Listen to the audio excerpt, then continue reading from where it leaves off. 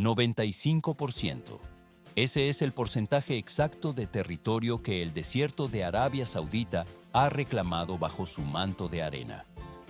En una nación donde las precipitaciones son prácticamente inexistentes, la supervivencia depende de una infraestructura que desafía las condiciones geográficas más extremas del planeta. ¿Cómo es posible suministrar agua a una población entera en un entorno tan hostil? A primera vista, la escasez absoluta de recursos hídricos superficiales condenaría cualquier intento de desarrollo a gran escala. Sin embargo, mediante la construcción de un sistema de transporte de acero masivo desde el Mar Rojo, se ha consolidado una red de suministro que sostiene la vida en todo el territorio nacional. Miles de millones de litros de agua salada son succionados diariamente hacia el interior de complejos de desalinización de proporciones industriales. El proceso solo está cobrando fuerza. Las bombas de alta presión impulsan el líquido a través de una red de tuberías de acero que se extiende por miles de kilómetros a través de las dunas. Se puede notar cómo el sistema de bombeo vence la resistencia del terreno para movilizar volúmenes hídricos sin precedentes. Llevar agua desde el nivel del mar hacia el interior del continente constituye una proeza de ingeniería mecánica y civil de primer orden. Pero esto es solo el comienzo.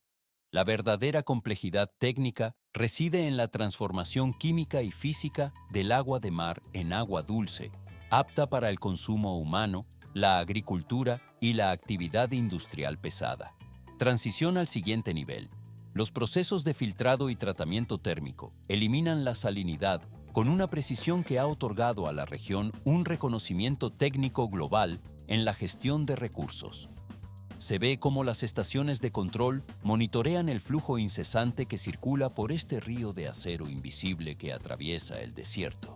El equipo opera incesantemente para garantizar que la presión en los ductos se mantenga constante a pesar de las fluctuaciones térmicas del entorno. Más adelante se complica. La operación y el mantenimiento de estos miles de kilómetros de acero requieren una vigilancia constante y sistemas de automatización de última generación. La infraestructura metálica se asienta sobre el terreno desértico, transportando el recurso vital hacia los centros urbanos más alejados de la costa. Se puede notar el movimiento constante de los fluidos bajo la superficie de las tuberías reforzadas. Todo se vuelve más complejo cuando se considera la escala de la red que conecta las plantas desalinizadoras con el corazón de la nación. El material avanza por la cadena de distribución, asegurando el funcionamiento de todas las ramas de la sociedad saudí.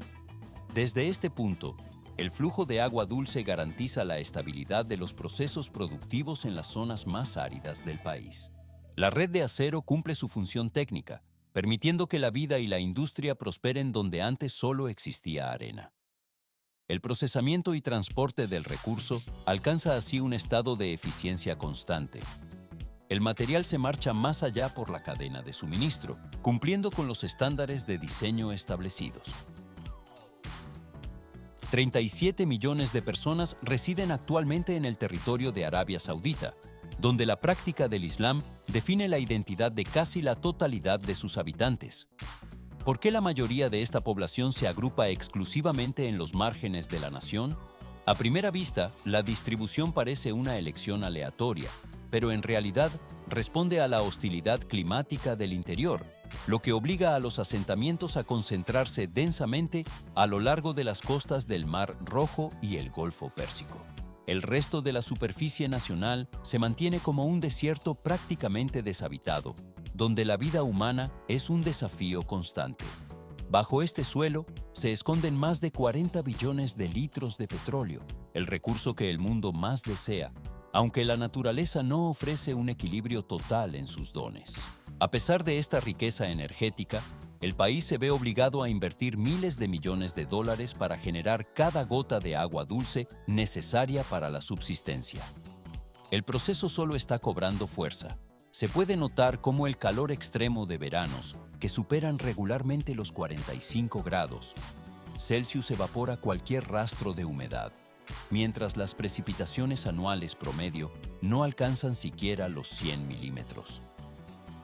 Para sobrevivir en estas condiciones extremas, el Estado diseñó y construyó un sistema nacional de tuberías de agua que recorre el desierto de extremo a extremo. Esta red utiliza tuberías de acero al carbono de alta resistencia, con especificaciones técnicas idénticas a las empleadas en la industria pesada del petróleo y el gas. Los costos de construcción son masivos, alcanzando un promedio de $3 millones estadounidenses por cada kilómetro de tubería instalado bajo la arena. Más adelante se complica. Esta cifra ni siquiera contempla la inversión en estaciones de bombeo de refuerzo ni en las avanzadas plantas de desalinización, cuyo valor individual asciende a decenas de millones de dólares adicionales. ¿De dónde obtiene este sistema el volumen de agua necesario para abastecer a millones de ciudadanos? La respuesta se encuentra en el aprovechamiento de una fuente casi inagotable, como es el agua de mar. Sin embargo, el recurso marino contiene aproximadamente un 3,5% de sal, una concentración demasiado elevada para el consumo humano o para las tareas de irrigación agrícola. Por esta razón, se desarrolló la tecnología de desalinización, otorgando a la nación un suministro prácticamente ilimitado de agua utilizable mediante procesos industriales complejos. Se ve cómo las tuberías transportan el líquido desde gigantescas plantas de desalinización situadas estratégicamente junto al Mar Rojo. Cada una de estas instalaciones tiene la capacidad técnica de convertir 7 millones de litros de agua de mar en agua potable cada día, operando bajo un consumo de energía masivo y constante. El equipo separa gradualmente los minerales y elementos sólidos mientras el flujo dulce comienza su viaje a través de las áridas llanuras. Todo se vuelve más complejo. El agua procesada recorre cientos de kilómetros impulsada por la potencia de los motores industriales hasta llegar a los centros urbanos. Así, el suministro alcanza el estándar de calidad necesario para la vida en el desierto, permitiendo que la infraestructura hídrica cumpla su función vital de sostenimiento. El material fluye silenciosamente hacia los depósitos de almacenamiento y la fase de distribución urbana continúa sin prisa. 1800 milímetros. Ese es el diámetro exterior aproximado que define a las monumentales piezas de acero destinadas a las redes de transporte hídrico transnacional. ¿Por qué se utiliza acero al carbono de alta resistencia, similar al de la industria del petróleo, para transportar simplemente agua? A primera vista, el líquido parece inofensivo, pero en realidad las tuberías deben soportar presiones de bombeo constantes, impactos mecánicos durante el soterramiento y ciclos térmicos extremos en entornos desérticos. El uso de esta aleación específica garantiza que la estructura no colapse bajo el peso de la tierra, ni se fracture ante los cambios bruscos de temperatura. El proceso solo está cobrando fuerza. Las placas de acero rectangulares se cortan con dimensiones calculadas minuciosamente para permitir su curvatura total. Se puede notar cómo las piezas metálicas, con un espesor de pared de casi 25 milímetros, avanzan hacia una máquina de laminado multieje. En esta etapa, una serie de rodillos de acero endurecido ejerce una presión descendente, doblando el material paso a paso hasta que los dos extremos longitudinales se encuentran con precisión. A primera vista, el doblado parece una operación fluida y continua, pero en realidad requiere una graduación milimétrica para evitar deformaciones en el espacio en blanco de la tubería. Más adelante se complica. Una vez que los bordes se han unido, el cilindro resultante se somete a un proceso de soldadura longitudinal que sella la estructura de forma permanente. El equipo desplaza entonces la pieza a través de una línea de enfriamiento de agua de flujo directo, diseñada específicamente para reducir la temperatura acumulada en la costura de soldadura y estabilizar el metal. Todo se vuelve más complejo tras el enfriamiento. Los operarios y sistemas automáticos proceden al esmerilado cuidadoso de todos los bordes y esquinas de las tuberías. Se ve cómo las herramientas de abrasión eliminan las rebabas metálicas, asegurando una precisión geométrica absoluta antes de cualquier intervención posterior. En esta etapa no termina el refinamiento, pues ambos extremos de cada sección reciben un acabado de soldadura en bisel. Estas superficies inclinadas crean un contacto óptimo para las conexiones de las juntas, permitiendo un sellado hermético bajo altas presiones. 12 metros es la longitud estándar que alcanza cada sección individual de tubería terminada. Esta medida no es arbitraria, sino que busca un equilibrio técnico entre la reducción del número total de soldaduras en el campo y la viabilidad del transporte logístico. Las dimensiones permiten que las secciones mantengan su estabilidad estructural a largo plazo una vez instaladas en las rutas transfronterizas. La cámara se desliza a lo largo de estas columnas metálicas mientras son trasladadas a un patio de almacenamiento al aire libre. El equipo separa gradualmente los lotes por categorías, marcando cada unidad de forma clara para su seguimiento logístico. No se trata solo de apilar metal. La organización garantiza que cada pieza pueda ser rastreada desde la fábrica hasta su posición final en el desierto. El proceso de carga comienza cuando grúas de gran tonelaje o montacargas elevan las secciones hacia vehículos de transporte especializados. Se puede notar cómo las tuberías se aseguran con sistemas de sujeción reforzados para prevenir cualquier deformación elástica o daño superficial durante el tránsito por terrenos irregulares. Cientos de kilómetros separan la planta de fabricación del frente de obra en la ruta del oleoducto. Los vehículos pesados trasladan las piezas de 12 metros de largo a través de rutas logísticas complejas hasta llegar al punto exacto de instalación. Allí, las secciones se alinean y se sueldan entre sí directamente sobre la traza de la zanja, formando una línea continua de acero capaz de resistir décadas de servicio ininterrumpido. El material abandona la fase de transporte, pasando a una fase tranquila de ensamblaje final en el terreno. 40 metros de ancho. Esa es la medida exacta del corredor de construcción que se despliega sobre la superficie del desierto antes de iniciar el ensamblaje. ¿Por qué es necesario preparar un área de tales dimensiones para una estructura que apenas supera las 42 pulgadas de diámetro? A primera vista, el espacio parece excesivo, pero esta franja de terreno permite que todo el proceso de instalación avance de forma continua a un ritmo promedio de 1,5 kilómetros por día. Sin esta amplitud, el movimiento simultáneo de excavadoras, camiones y estaciones de soldadura colapsaría la logística del proyecto. El proceso de instalación comienza en grandes patios de acopio situados estratégicamente a lo largo de la ruta de la tubería.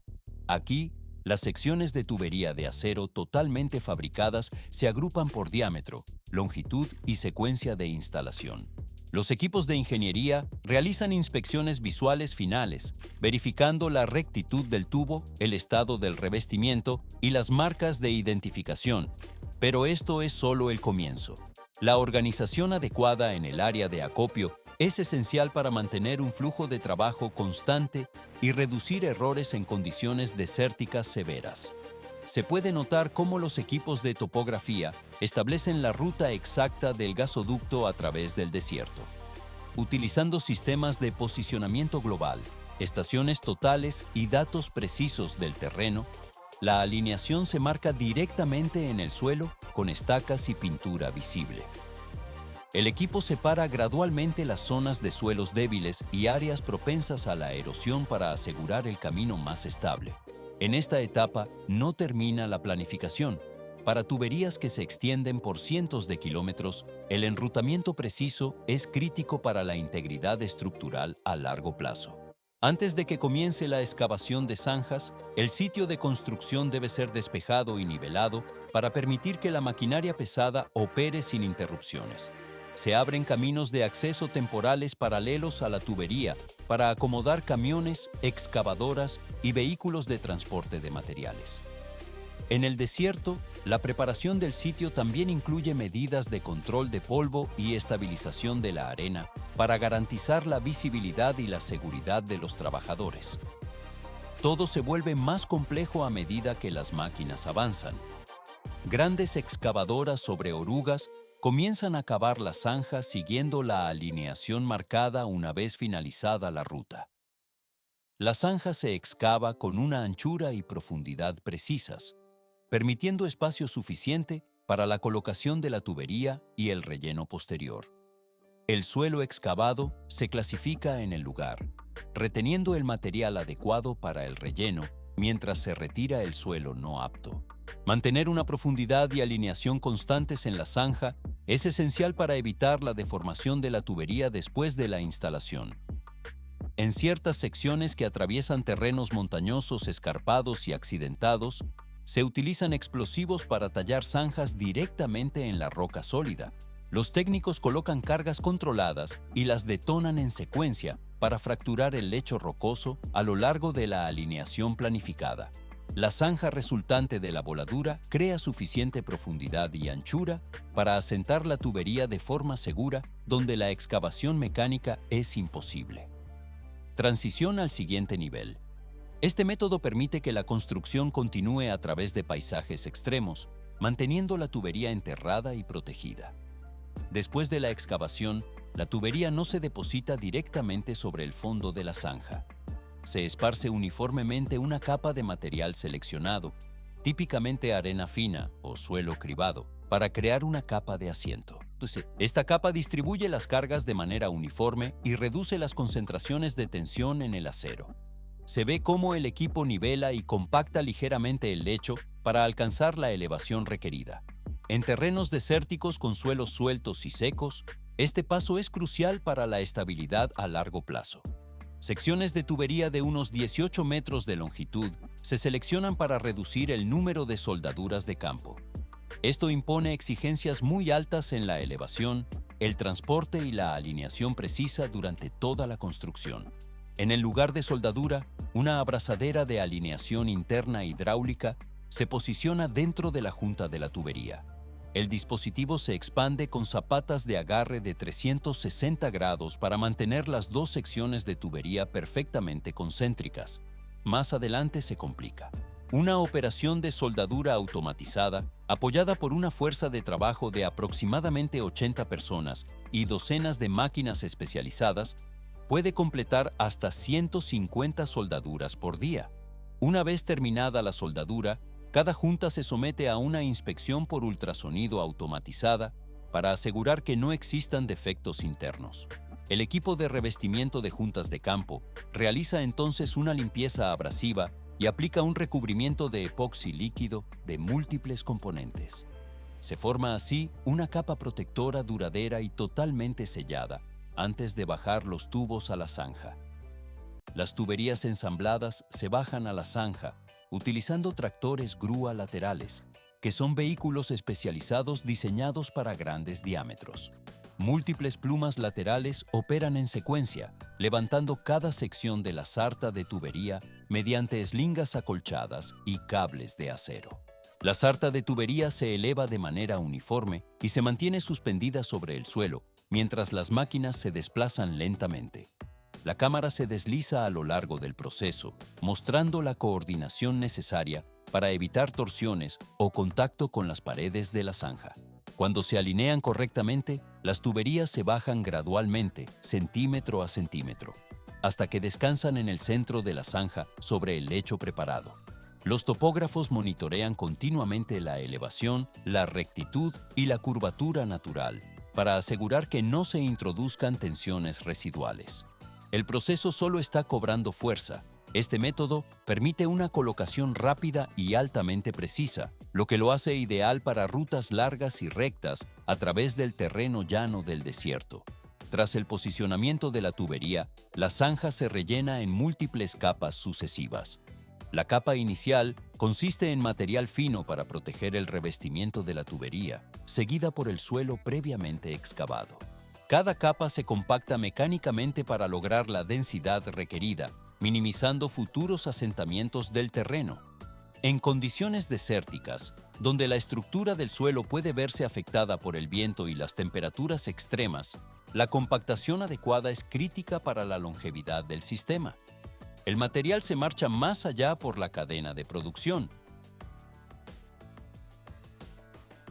6 metros de profundidad o más es la ubicación estándar donde se posicionan las líneas de succión iniciales en el lecho marino. El proceso arranca mediante la captación directa de agua salada desde el océano abierto, canalizándola hacia el interior del territorio para establecer un suministro constante y sin interrupciones de materia prima para la planta desalinizadora.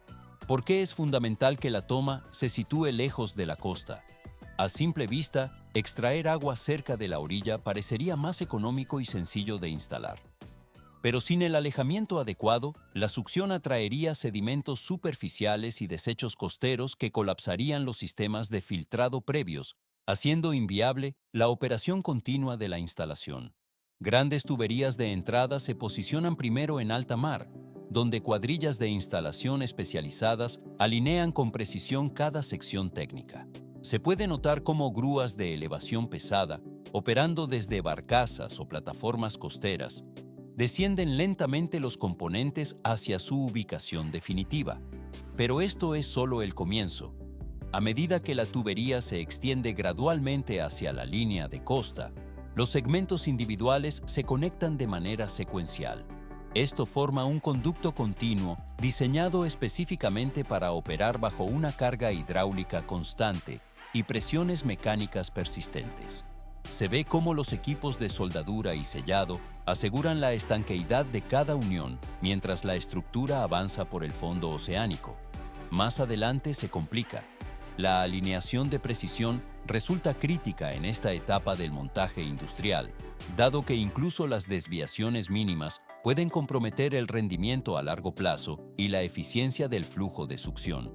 Los ingenieros supervisan que cada tramo mantenga la pendiente y dirección calculadas. El proceso solo está cobrando fuerza. Una vez que el ensamblaje de los conductos se completa en su totalidad, la línea de entrada se refuerza mediante marcos de soporte estructural de alta resistencia. El equipo asegura estos componentes mediante anclajes pesados que fijan la infraestructura de forma permanente al lecho marino para resistir las corrientes. Todo se vuelve más complejo. Se puede observar cómo las estructuras metálicas se asientan firmemente entre la arena y la roca, garantizando que el flujo de agua hacia la planta no sufra variaciones por el movimiento de las mareas. La instalación submarina queda así finalizada y lista para la succión operativa. El agua comienza su tránsito hacia las etapas de tratamiento posteriores. 15 millones de litros de agua marina. Esa es la cantidad exacta que un solo conducto de 63 centímetros de diámetro es capaz de succionar en un periodo de 24 horas. ¿Por qué se requiere un volumen tan masivo de líquido desde el inicio del proceso? A primera vista, el océano parece una fuente inagotable de agua pura, pero en realidad, la captación es solo el primer paso de una cadena de filtración extrema, donde la mayor parte del volumen inicial debe ser procesado para eliminar impurezas biológicas y minerales. El flujo constante equivale a más de 10.000 litros, desplazándose cada 60 segundos a través de las tuberías. La succión se produce a una distancia de varios cientos de metros de la línea de costa, donde el equipo posiciona pantallas de entrada abiertas. Se puede notar cómo barreras físicas y filtros de captación especializados retienen escombros flotantes de gran tamaño, impidiendo simultáneamente que la fauna marina sea arrastrada hacia el interior del sistema. Pero esto es solo el comienzo. Unas potentes bombas de impulsión ejercen la fuerza necesaria para dirigir el agua de mar hacia el corazón de la planta de tratamiento. En el punto de entrada suelen aparecer ocupantes no deseados, tales como medusas, cangrejos y, en ocasiones, pequeños peces que logran superar las barreras iniciales.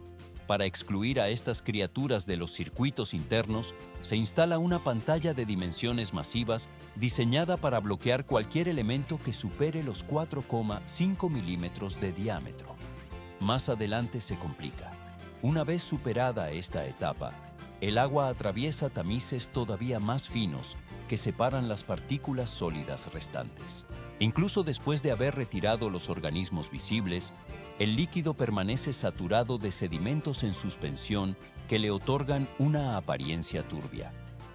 Se ve cómo el agua fluye hacia abajo a través de tanques de filtración por gravedad que contienen capas de arena seleccionada. Los espacios entre los granos de arena son tan reducidos que solo las moléculas de agua logran transitar, mientras que las partículas en suspensión quedan atrapadas en la matriz mineral. El proceso solo está cobrando fuerza. La arena se mueve continuamente en sentido descendente, opuesto a la dirección del flujo hídrico, permitiendo que la suciedad se adhiera a su superficie. Tras este paso, el agua presenta un aspecto visualmente más limpio, aunque todavía alberga millones de partículas microscópicas. El sistema elimina cualquier elemento cuyo tamaño sea superior a aproximadamente una décima parte del grosor de un cabello humano. A primera vista, el agua parece cristalina, pero en realidad requiere una intervención química inmediata para desestabilizar las impurezas restantes.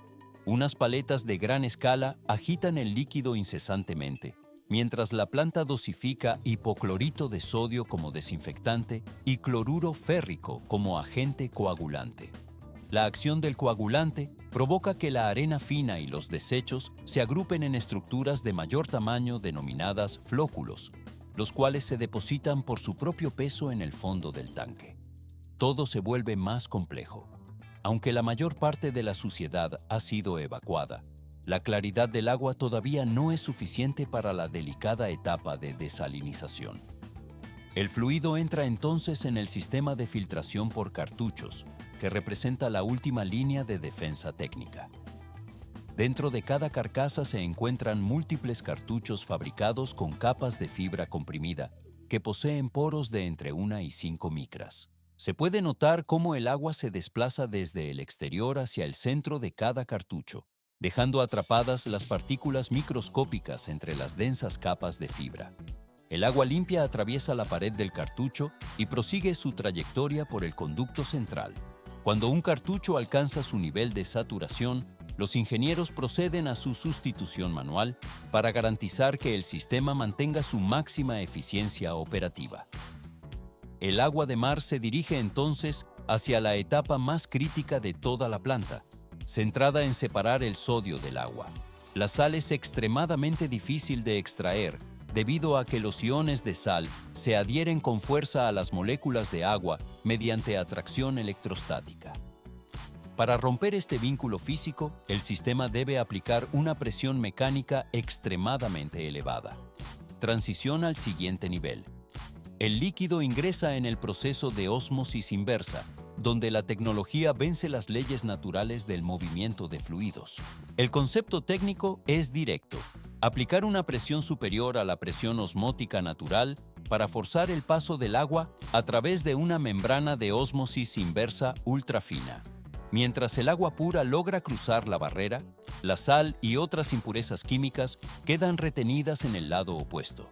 Para generar esta fuerza, la planta emplea bombas centrífugas de alta potencia, diseñadas específicamente para este propósito.